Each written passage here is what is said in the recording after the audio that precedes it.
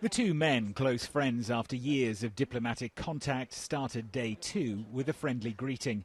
But there's a huge gulf between them on how to compel President Assad to speed up his offer to hand over his chemical arsenal. The US still threatens military action. The Russians say that is unhelpful. Now that the Assad government joined the Chemical Weapons Convention, we have to engage our professionals together with the Chemical Weapons Prohibition Organization, as we agreed with the United Nations, to design a road which would make sure that this issue is resolved quickly, professionally, as soon as practical. And those details are still being pored over by the experts inside this hotel. But how swift can this process be when chemical weapons agents are thought to be scattered over the vast country of Syria in almost 50 different sites? Sky News asked Dr. Ralph Trapp, a scientist who helped write the Chemical Weapons Convention and trained many of the inspectors who enforce it. It depends very much on the configuration of the stockpile and its size. What we've heard so far is that there may be something like 1,000 tons of chemical warfare agents. That is a lot of material to destroy, and obviously it's a chemical warfare agent, so it is highly toxic.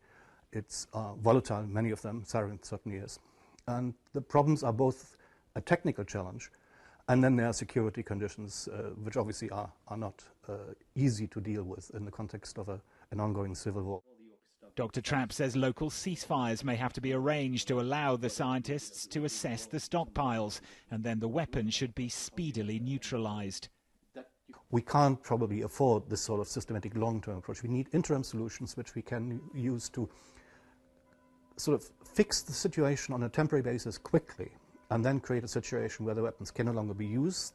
They are still there, they still need to be destroyed in the future at some point in time, but in the meantime, we essentially make them unfit for purpose.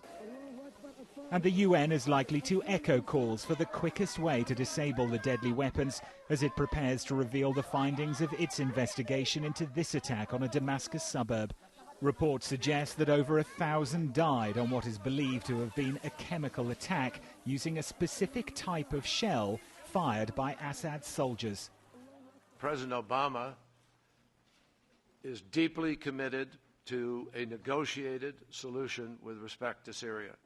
And we know that Russia is likewise.